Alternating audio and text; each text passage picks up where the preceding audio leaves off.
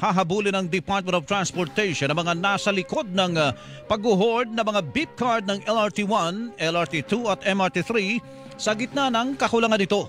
Yan ang binigyang diin ni Transportation Secretary Vince Dizon matapos siyang makausap ang ilang pasahero na hindi makabili ng beep card.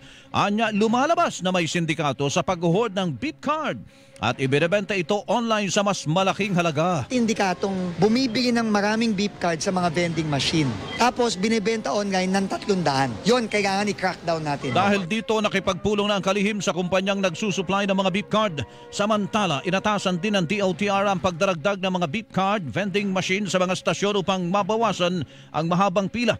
Sinita rin ni Dizon ang mabagal na pagproseso sa diskwento sa pasahe ng mga nakatatanda at estudyante. Kawawa naman yung mga estudyante. Binigyan nga natin ng diskwento tapos pinapahirapan naman natin. No? Tingin ko naman makakahanap kami ng paraan. Ang tinig ni Transportation Secretary Vince Dizon.